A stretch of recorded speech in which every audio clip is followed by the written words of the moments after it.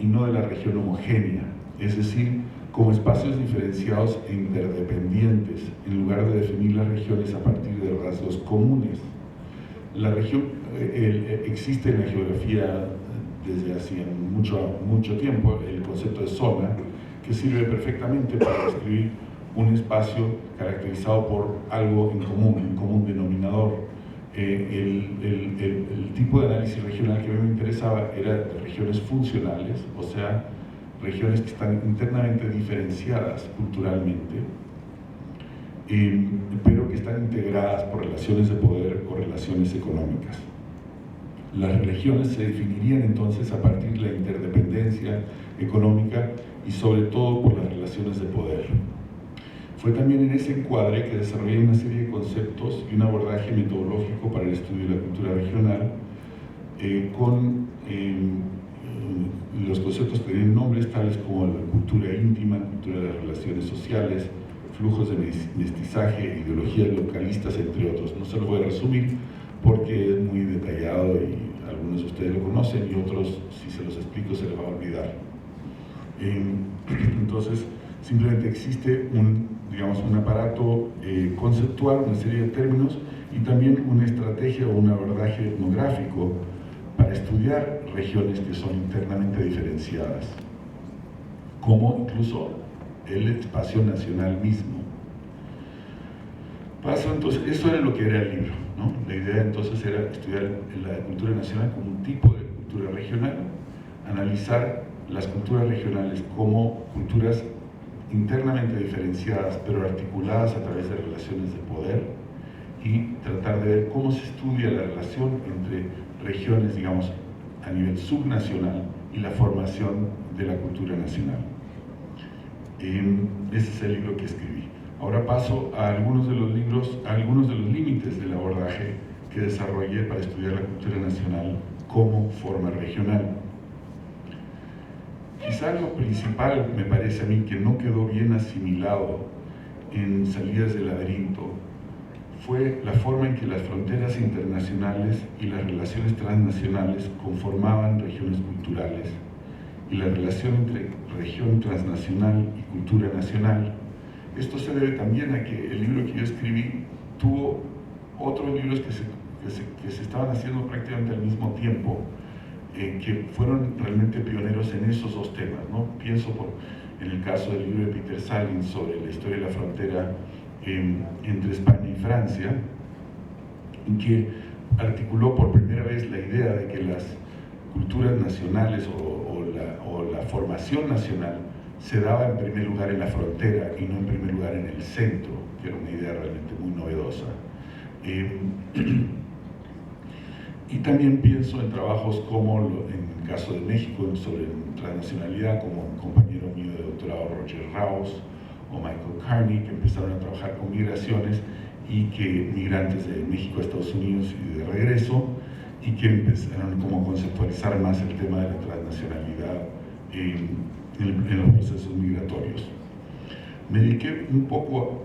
a estos temas en un par de trabajos puntuales posteriores, a veces muy posteriores a Salidas del laberinto,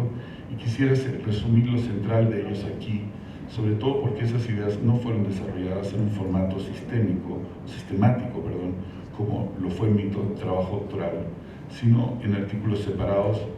que a veces tenían propósitos distintos del de desarrollar la metodología. O sea, muchos de los trabajos que hice ahí tenían, digamos, creo yo, cierto esfuerzo de innovación metodológica, pero de paso,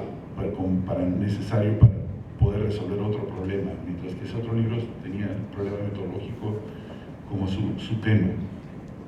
Específicamente saco las ideas que presento aquí de un artículo sobre zonas de contacto que apareció primero en un libro de 2001,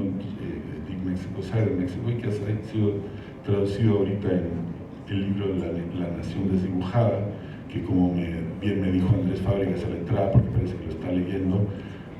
es La Nación Desdibujada escrita por el autor desmadrado, o al revés, La Nación Desmadrada escrita por el autor desdibujado. Pero en todo caso está traducida ya al español ese artículo, un artículo sobre cronotopos en la historia de la frontera de México con Estados Unidos, que se publicó en la revista de la ENA, Cuicuilco,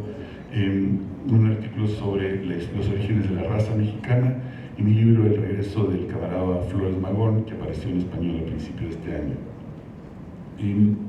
y que es una historia transnacional del radicalismo revolucionario. Perdón.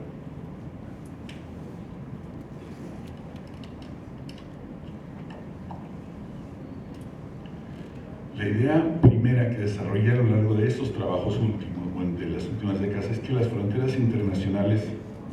son productivas en la medida en que hay diferencias de ambos lados de la frontera. Y desarrollé una especie de mantra, porque di un par de clases sobre la historia de la frontera de México y Estados Unidos en Colombia, y ahí hacía como una especie de canto budista para los estudiantes. Tenían que repetir al principio del semestre, ¿no? Las diferencias a través de la frontera son productivas, ¿no? Entonces tenían que ser las diferencias. Y entonces, por ejemplo, y los ejemplos son bastante obvios para cualquiera que conozca, por ejemplo, la frontera de México con Estados Unidos, o que haya conocido la frontera de México con Guatemala antes y que la conozca ahora, ¿no? Por ejemplo, si varían los precios de gasolina de un lado y de otro de una frontera, como sucede, por ejemplo, entre Venezuela y Colombia o entre Venezuela y Brasil,